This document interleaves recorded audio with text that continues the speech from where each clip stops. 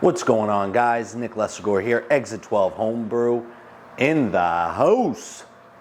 It is 9 in the morning, and I'm just now coming down the basement in the brewery to start my brew day.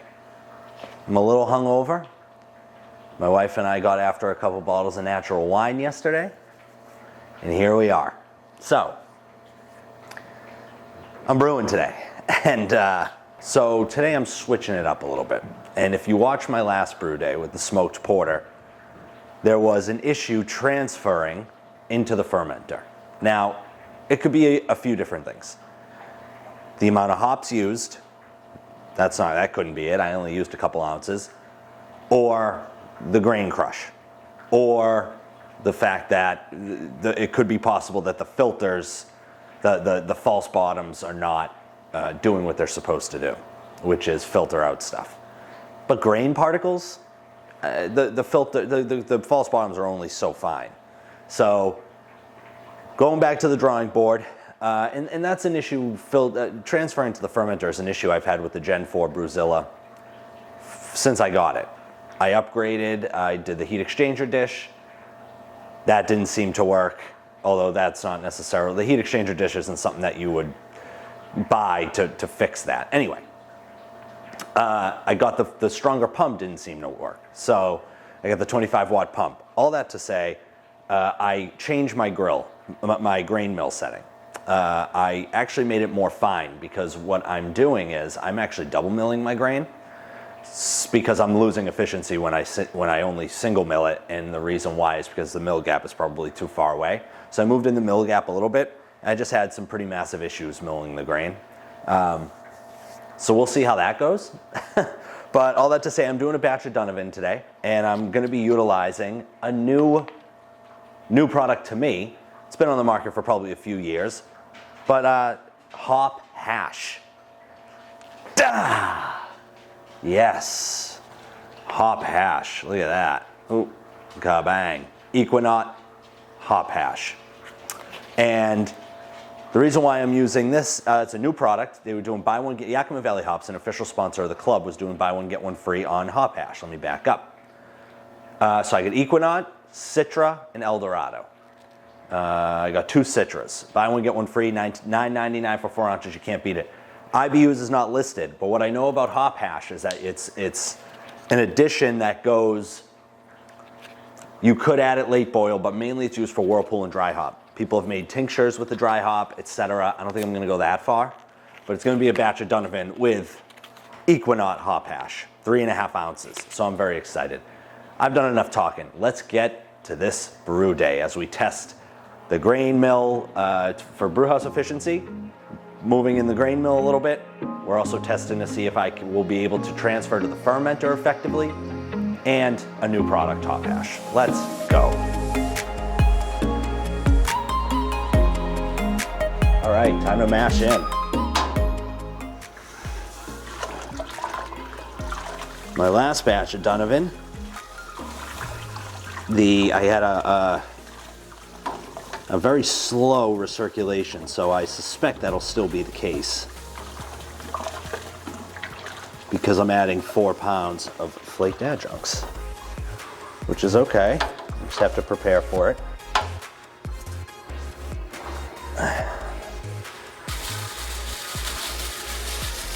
Go. And some of those flaked adjuncts in there. Mix them up. Oh man, I love this smell. This smell is a hangover cure. All right.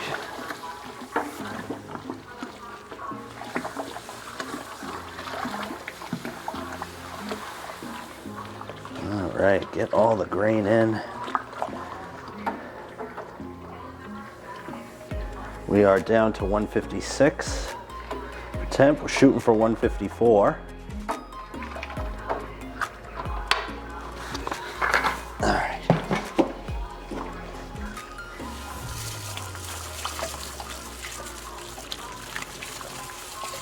This is a mixture of flaked oats, flaked barley, and I think flaked white wheat.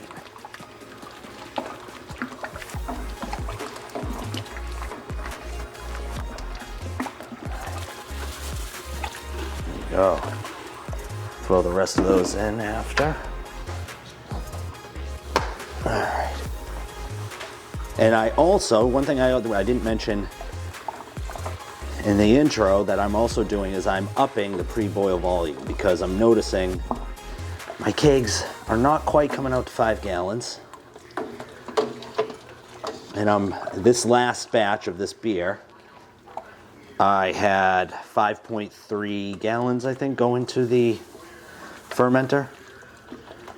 And I ended up with just over 4.5 gallons in the keg. So I'm upping the pre-boil volume from 7.5 gallons to 8, and that should be easier for me to look at as I'm sparging. All right, we're down to 152.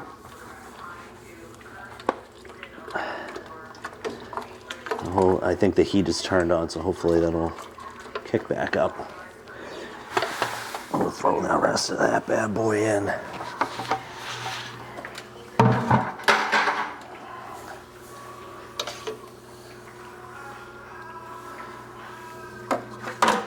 All right.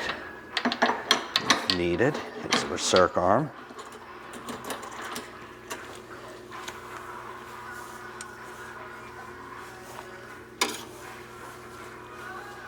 Watch those dough balls.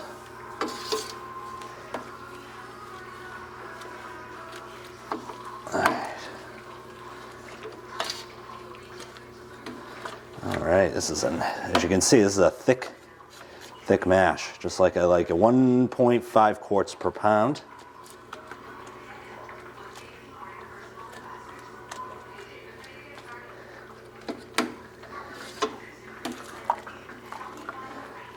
Okay.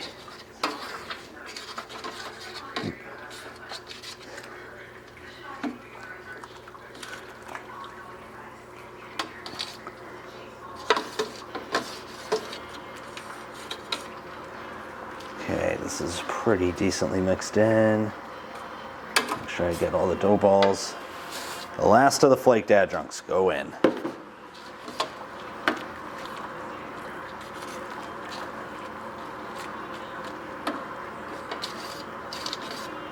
Okay.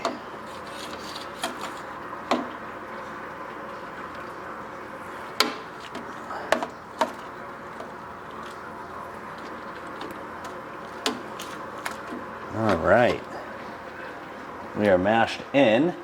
As you can see, it looks pretty good. Nice and thick. I'm intrigued to see how the recirculation goes. There we go. Now, some grain on the side of the unit, so what I'm going to do is move this. I'm going to turn this on. Just get some of the stuff off the sides. Oh yeah. You can already tell that this is coming out a lot. There isn't as much grain dust coming out. Like grain bits coming out of the recirculation. So hopefully this mill adjustment did the trick. Okay. I'm gonna put the top on here. We're gonna let it rest for 10 minutes. And then we're gonna get to recirculating and taking a reading for pH. All right, we just started the 60-minute timer and the pump is slowing down. So I'm gonna mix the grain bed up here. Oh, yeah. This happened with my last batch. Donovan, a nice little stuck mash. Alright. Move that up. Alright. My hope is that it will start to filter a little bit better. Okay. We'll take that.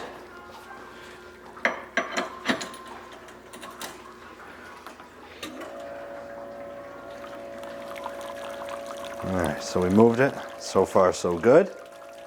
Shut that off. Put the lid back on and continue. And I'll just keep a close eye on it. But that's what I had to do on the last batch of Donovan, so it makes sense with 4 pounds of flaked adjuncts.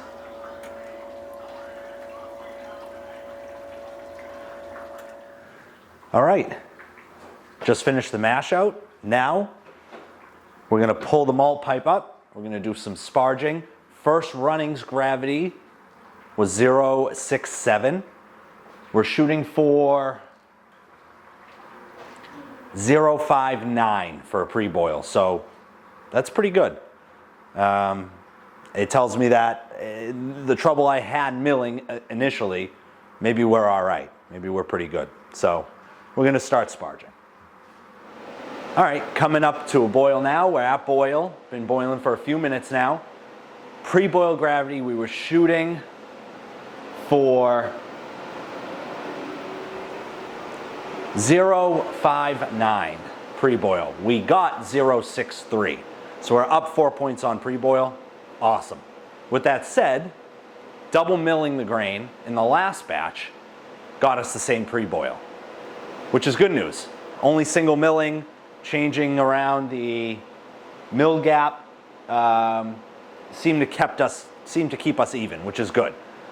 77 or 78% mash efficiency. So we're going to continue on. No changes isn't very sexy and exciting for a video, but no changes means consistency, and that's a good thing for me. We're a half hour into the boil. I'm going to add, let's see if we can, I'm going to add 3/4 of an ounce of Azacca. And similar to the last time I brewed this beer, I'm not using a hop spider or anything. I'm throwing them all in loose, and we'll see what transfer looks like. But 30 minutes. I like to get a nice little bittering charge on my New Englands. Kiss it with a little bit of bittering. So going in with that 3/4 of an ounce of Azacca.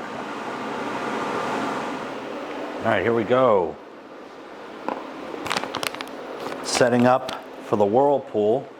And I wanted to give an idea of what the hop hash actually looks like. And I don't know if it conveys very well on camera, but it looks sticky AF. So we're gonna measure out 2 ounces, but they kind of look in these big, it's not one uniform, you know, there's big chunks of it. So I don't know, I'm gonna get as close to 2 ounces as I can. But here we go. Let's try to measure this out. Oh, nug. And that's only 0.4 ounces. Yeah, all right.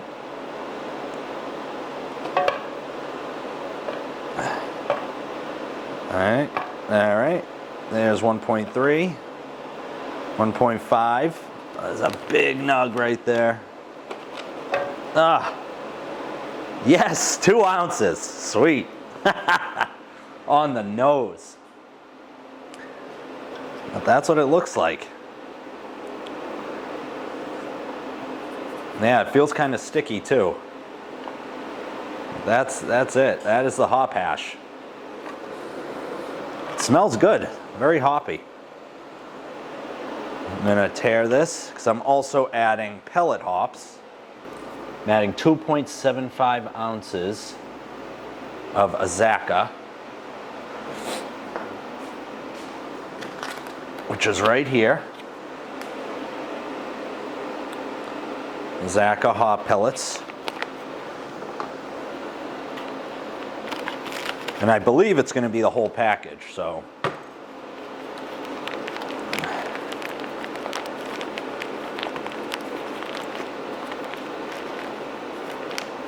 Actually, what I'm going to do, just to be safe, I'm going to measure them out differently. Maybe 2.75 ounces will fit. Maybe it won't.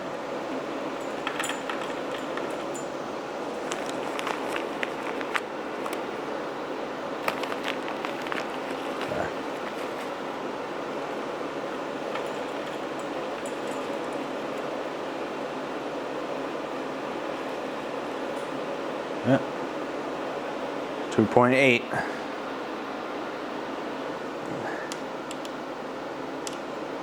2.8 ounces. So that's what we'll, actually I'll pull a little bit more off.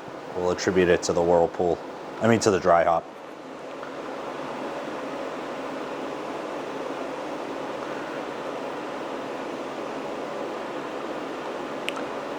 2.7, all right. In fact, what we'll do, we'll take it a step further.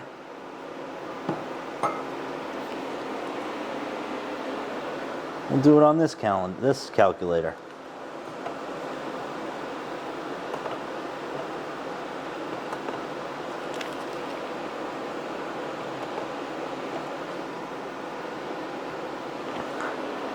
Two 2.72. Oh, 2.72. 2.73. 4, 5. Boom. Boom. All right, let's get ready to whirlpool. All right, we're sitting at 171. I have the Whirlpool. The pump is all the way up. Hitting it with 2.75 ounces of Azaka and 2 ounces of Ekuanot Hop Hash.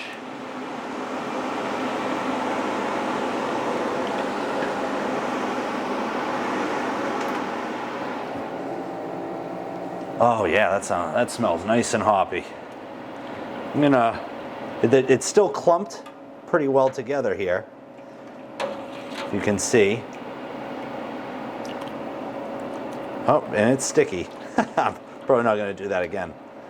It's sticky. I'm gonna start the 20-minute timer on the Whirlpool. We're gonna get going. As you can see, it pretty much immediately turned the beer green. Some stuff floating. That looks like just hops though.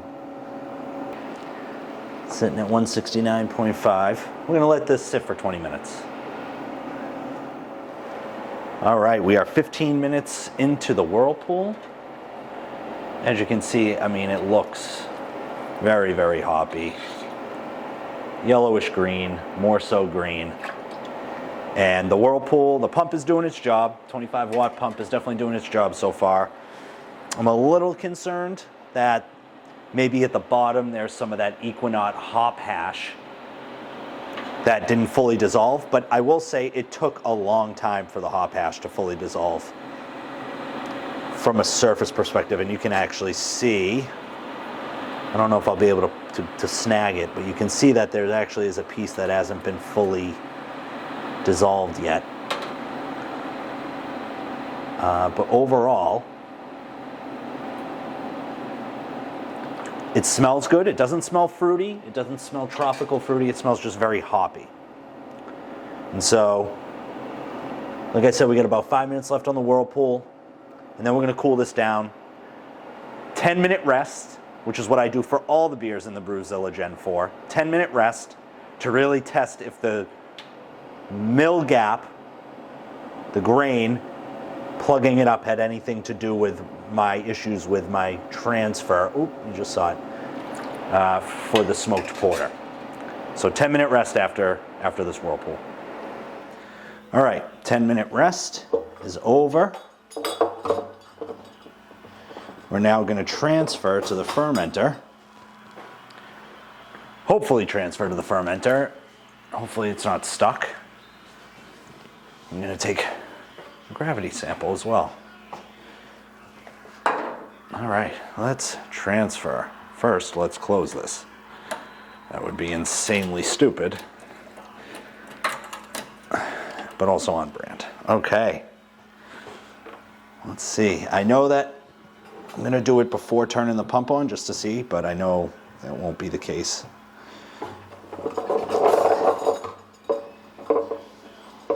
I know it won't. Oh, all right. Without the pump on, it looks like it's going pretty good. Nice.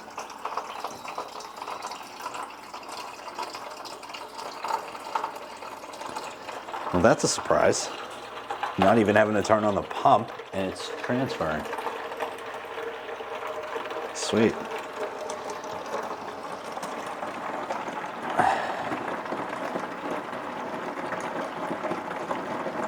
This thing is looking so sweet. That is some gorgeous looking New England IPA. I'm going to stop this in a minute and take a sample for gravity.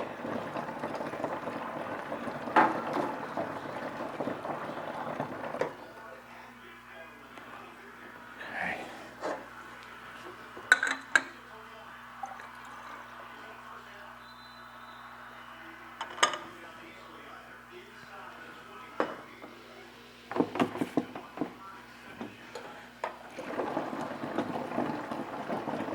Perfect.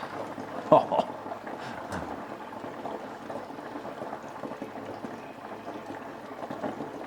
Dank on dank.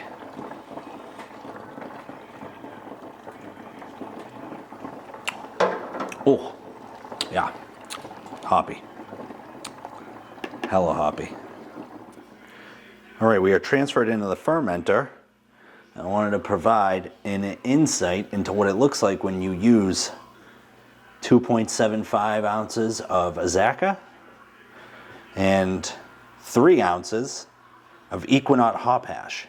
You get a ton of hops sitting. And in honesty, you can probably see if I zoom in, the lining here is not airtight by any stretch. So hops definitely got through. So this is just a small sample of what we're looking at for hop debris. But we're going to clean this up, pitch the yeast, and come back with some numbers. Okay, pretty successful brew day. I'm really happy about it. I'm actually drinking right now an iteration of Donovan with Hull Melon. Bam. Love the look of this beer. The biggest difference between this beer and then the one I just brewed was the yeast. This one had mangostini from Imperial. The one I just brewed has juice, went back to juice. But otherwise, same beer except for the Hull Melon and the Ekuanot Hop Hash. Before we get into that, I am actually hanging out with some members of the BrewTubers Online Brewers Club. www.brewtubers.com. Join us. It's a lot of fun, even with Dave Big Dog Brewing. He is the club president, hopefully not for longer, Lesagore 2024. But other than that, what we really want to get into is the brew day itself. Ekuanot Hop Hash seemed to go really well. The downside, takes a lot of time for it to dissolve.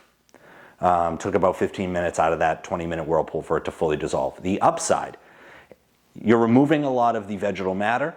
You're keeping the lupulin, which is the goal. And I think that actually aided in the transfer. I didn't have to turn on the pump once during the transfer, which was huge, absolutely huge.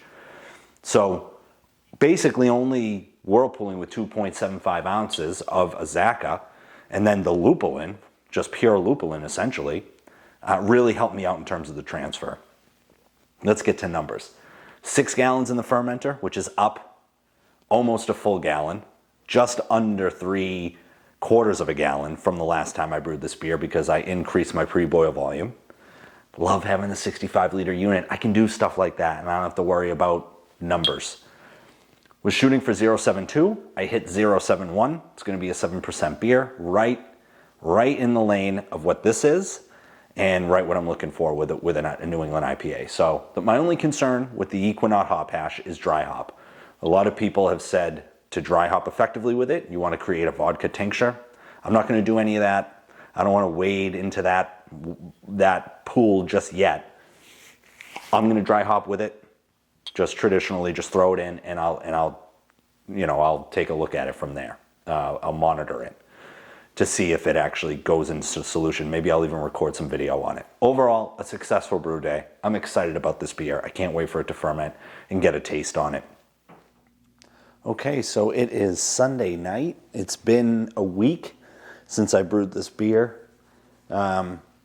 We are sitting on about, FG's looking at about 1.028, which is, I wish it would go down a little bit more. The yeast I used was probably 3-4 months old. Maybe should have pitched a starter. Whatever the case, we may get a couple more points down because that's usually when I like to dry hop. So I have this here, which is the Ekuanot Hop Hash.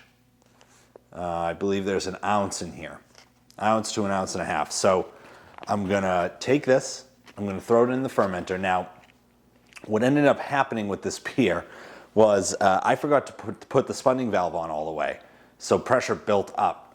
And so luckily I was good enough that I checked the beer fairly often. I was working from home this week, and so I tried to put the spunding valve back on, bleed pressure out of the fermenter, and the pressure, because of the quick pressure drop of the CO2, the krausen kept climbing up the fermenter. So I had to actually put on a blow-off tube.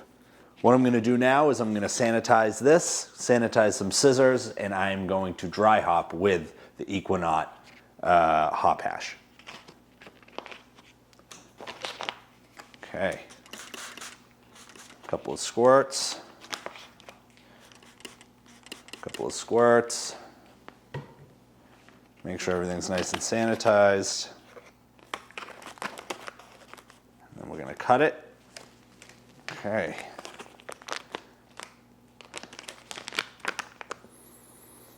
Smells so dank. I don't know if you can see that. That's a good shot right there. The Ekuanot Hop Hash. Nugs. Nug City. And the most difficult part is taking off the top to the fermenter.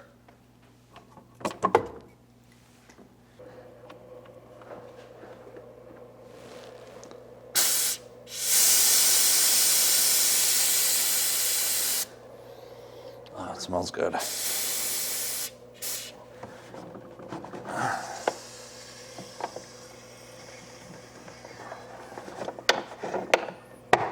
Oh, that popped easy. Hell yeah. All right, while it's still fermenting, take this. Oh yeah, there's actually, oh wow. There's actually a nice healthy krausen. Let me show you real quick. Yeah, it looks like this thing is actually still going. There is a healthy krausen on top of here.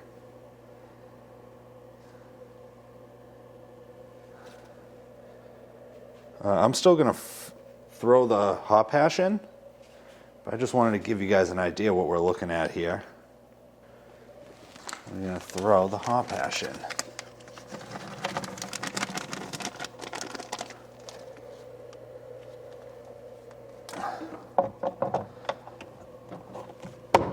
All right. Okay, the top is on. I actually brought this up to 70 degrees, and the reason for that initially was so I could do a diacetyl rest.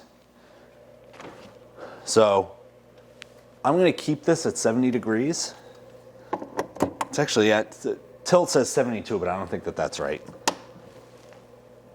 I'm going to let this, I'm going to see how much pressure is actually, if we're still fermenting. The krausen would indicate that there's still some fermenting going on. It's so difficult to see. Usually I like to look. It's so difficult to see in the fermenter itself. But what I'm going to do now, is I'm going to, actually I'll pull this back.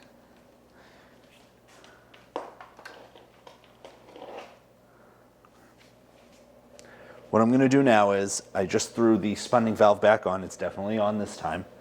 And I'm going to monitor to see. I'm not going to put pressure on this. I'm not going to put CO2 on this. I'm actually going to monitor to see if the gauge goes up. If it goes up, I know that there's still CO2 being produced, which means that there's still fermentation going on.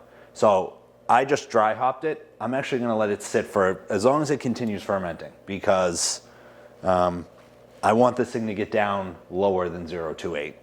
And once we start cold crashing, that fermentation process stops. So I just dry hopped. If it ends up being a 2-day dry hop, so be it. But we'll see how this goes here as we continue on.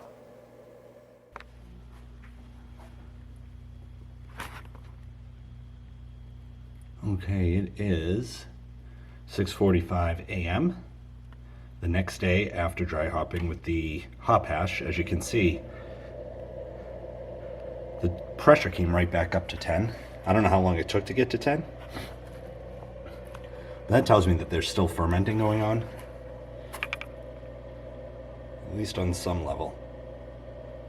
So I just wanted to record this quick to point out it's a good way to check to see if you're still fermenting and whether or not you want to go break down the cold crash or not. This is saying 021, but I know that that's not correct. So